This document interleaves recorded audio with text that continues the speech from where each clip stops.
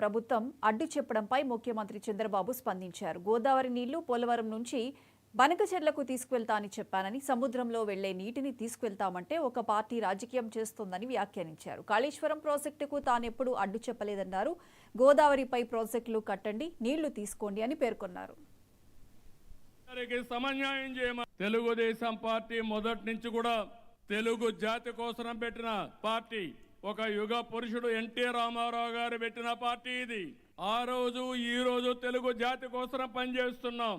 నేను ఆ మాటే చెప్పాను. విభజన రోజును కూడా మీరు గుర్తుపెట్టుకోవాలి. నాకు 2 ప్రాంతాలు సమానం అని చెప్పాను, 2 కళ్ళు అని చెప్పాను, ఇద్దరికి సమన్యాయం చేయమన్నాను. అయితే అక్కడ నమ్మారు, ఇక్కడ నమ్మారు. అక్కడ మేము బీజేపీ పోటీ చేసి 20 సీట్లు గెలిపించారు, ఇక్కడ అధికారాన్ని ఇచ్చారు. అది నా జీవితంలో ఎప్పుడూ మర్చిపోలేనని చెప్పి మీ అందరికీ మరొక్కసారి విజ్ఞప్తి చేస్తున్నా. సముద్రంలోకి పోయే నీళ్లు తీసుకుపోతామంటే దానికి కూడా ఎక్కడ రైట్ ఉందని ఆలోచిస్తామంటే ఎక్కడికి పోతాను? కాళేశ్వరం ఉంది. నేను ఎప్పుడు అపోజ్ చేయలేదే. నేను వెల్కమ్ చేశాను. గోదావరి పైన మీరు ప్రాజెక్టులు కట్టండి, నీళ్లు తీసుకోండి. గోదావరి ఒకటే తెలుగు జాతికి శ్రీరామ రక్ష. నీళ్లు సముద్రంలోకి పోతున్నాయి. 100 సంవత్సరాల చరిత్ర, 1000 టీఎంసీ నీళ్లు సముద్రంలోకి పోతున్నాయి. తెలుగుదేశం పార్టీ మొదటి నుంచి కూడా తెలుగు జాతి కోసం పెట్టిన పార్టీ. ఒక యుగ పురుషుడు ఎన్టీ రామారావు గారు పెట్టిన పార్టీ ఇది.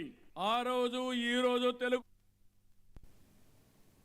టీడీపీ కార్యకర్తలు ప్రజలను ఇబ్బంది పెట్టిన ఎవరిని వదలబోమని మంత్రి